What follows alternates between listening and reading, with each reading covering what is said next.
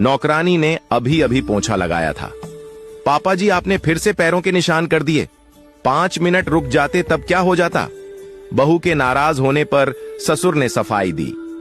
बेटा, पेशाब लगी थी, इस उम्र में रुकना मुश्किल होता है। तुम नौकरानी से कह दो, दोबारा पोंछा लगा देगी। बहू बोली, नौकरानी के लिए एक यही काम रह गया क्या? आप पीछे के सर्वेंट क्वार्टर में क्यों नहीं रह लेते? बहू की इतनी बात सुनकर राम प्रसाद को बहुत गुस्सा आया, मगर पत्नी ने उन्हें बोलने से रोक लिया। राम प्रसाद ने अपनी सारी जमा पूंजी खर्च करके ये घर बनाया था। रिटायरमेंट के बाद मिले सारे पैसे इस घर को बनाने में झोंक दिए थे, और आज बहू कह रही थी सर्वेंट क्वार्टर में रह लो। शाम को बेटा घर आया तो राम प्रसाद ने कहा, बेटा, अपनी पत्नी को समझा लो, छोटी छोटी बातों पर मुझसे उलझ जाती है। बेटा बोला, पापा, आप खुद में थोड़ा सुधार क्यों नहीं कर लेते? मम्मी ने आपकी आदतों को जिंदगी भर सहा है, जरूरी नहीं बहू भी सहे। बेटे के मुख से ऐसी बातें सुनकर राम प्रसाद बिलबिला उठे। बेटा इतना कहकर चलाता हुआ चला गया। अपने ही घर में राम प्रसाद को जलील होना पड़ रहा था। बेटे पोतों के साथ रहने का मोह उन्हें कुछ कहने से रोक रहा था। जब उन्होंने घर बनाया था तब सोचा था बुढ़ापा चैन के साथ घर की सुख सुविधाओं का मजा लूटते हुए गुजरेगा। घर का एक एक सामान अपने हिसाब से बनवाया था। आज उन्हें बहुत गुस्सा आ रहा था।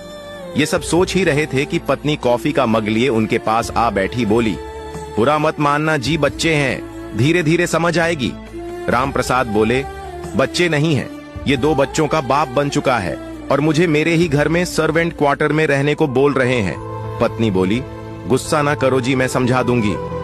अगले दिन राम प्रसाद अपनी पत्नी के साथ बालकनी में बैठे अखबार पढ़ रहे थे।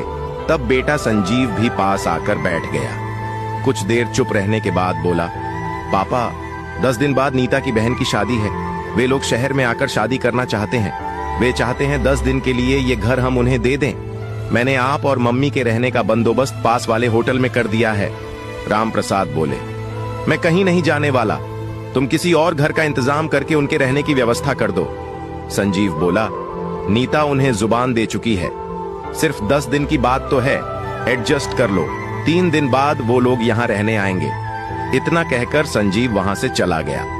दूर खड़ी नीता सब सुन रही थी। राम प्रसाद ने देखा, इतना सब सुनकर पत्नी की आंखों में आंसू आ गए थे। राम प्रसाद बोले, देख ले, अपने बच्चों की करतूत। ये वही बच्चा है जिसके लिए तुम मुझसे लड़ा करती थी कि डांटा मत करो। ये वही बच्चा है जिसके बीमार होने पर हम पूरी रात आंखों में बिता देते थे। मगर तू रो मत, अभी मैं जिंदा हूं, तुम्हें कोई तकलीफ नहीं होने दूंगा। फिर अगले दिन जब संजीव पत्नी और बच्चों के साथ एक दिन के लिए ससुराल गया हुआ था, तब पीछे से राम प्रसाद ने उसका सारा सामान निकलवाकर बाहर लान में रखवा दिया और घर को ताला लगाकर कहीं चले गए। जब संजीव और नीता वापस आए तो अपना सामान बाहर और घर को ताला लगा देखकर सदमे में आ गए। तभी नौकर ने उन्हें एक चिट्ठी पकड़ाई। उसमें लिखा था, बेटा संजीव, मैं और तुम्हारी मम्मी तीर्थ यात्रा पर जा रहे हैं। तुम्हारा पूरा सामान मैंने बाहर निकलवा दिया है। अपने लिए नया घर ढूंढ लेना। ये घर मेरी अर्जित संपत्ति, इस पर तुम्हारा कोई अधिकार नहीं है कि मेरे मरने के बाद भी मैं तुम्हें ये घर नहीं देने वाला। मैंने इसे मरणोपरांत एक ट्रस्ट को दान कर दिया है। इसमें तुम्हारी बहन भी सहमत है। तुम चाहो तो गांव वाले घर में जाकर रह सकते हो। ये घर मैंने तुम्हारी माँ और अपने बच्चे के लिए बनवाया था। तेरी करतूत से लगता है तुमने मुझे पिता की दृष्टि से देखना बंद कर दिया है, इसलिए मैं तुम्हें अपना बेटा मानने से इनकार करता हूँ।